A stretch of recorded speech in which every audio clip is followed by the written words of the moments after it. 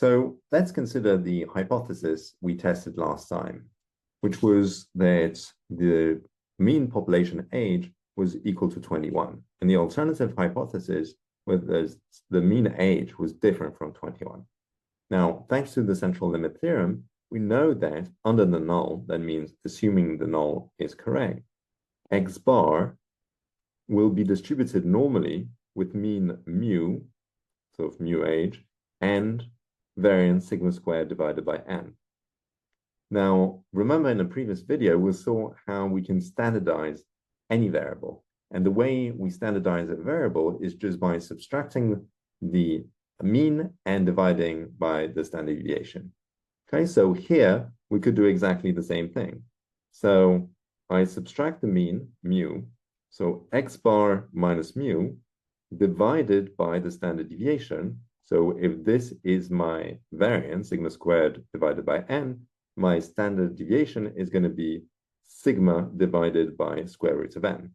And I know that when I do that, I get a standard normal distribution.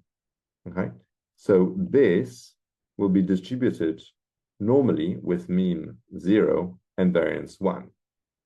So far, we assumed that mu age was equal to 21, but we also needed to know the value for the variance of age. But in practice, we do not know the true value of sigma squared age.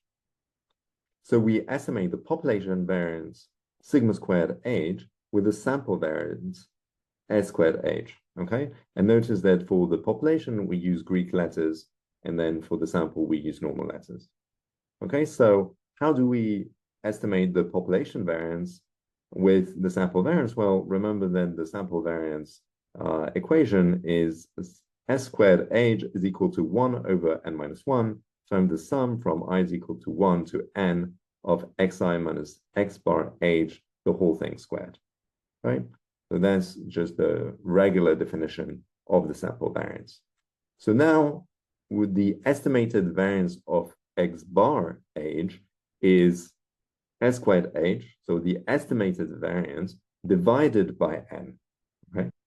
And the square root of the estimated variance of x bar age is called the standard error of x bar age, okay? And we denote it as SE of x bar. So that means that the z-score, which we had calculated before, which was just x bar minus mu divided by sigma divided by square root of n, becomes the t-statistic, okay? And the only thing that has changed is that we replace the denominator, which was sigma age divided by square root of n, with the standard error of x bar age, okay? So now this changes something because we estimated the variance of x bar, okay? Whereas before we assumed we knew the exact value. So the t-statistic will have a slightly different distribution from the standard normal distribution, which we'll call the t-distribution. And the t-distribution depends on the degrees of freedom, and the degrees of freedom are just calculated as follows. It's just the number of observations minus the number of parameters being estimated. So in this case, we only estimated one parameter. So the degrees of freedom is n minus 1. So, and as the sample size becomes large, the t-distribution can be approximated by a standard normal distribution. So we can see here, when we have a super, super small sample, let's say n is equal to 3 or n is equal to 5, we can see that basically the main difference between the t-distribution and the z-distribution, where the z-distribution is in black, is that the tails are fatter, basically for the t-distribution. So more extreme events are more likely when you consider the t-distribution compared to the z-distribution when the sample size is small. But as soon as your sample size is relatively sizable, let's say even n20 or n is equal to 30, we can see that the blue distribution is almost the same as the black distribution, okay? So the standard normal approximation of the t-distribution really works well when you have a relatively large sample size.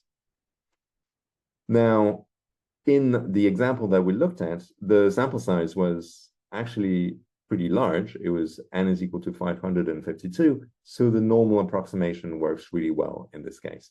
Okay, but in small samples, you need to be careful and make sure you use the t-statistic and not the z-score when you don't know the exact value of the standard deviation of x bar. In practice, your statistical software will be giving you the t-statistic for the test you conduct, and you won't need to calculate it yourself. And similarly, it will give you the corresponding p-value. So then you just need to look at your p-value, see if it's below the significance level that you have set, and then reject your null hypothesis if it's below the significance level, or fail to reject the null if your p-value is greater than your significance level. So that's it for today's video, and I'll see you in the next one.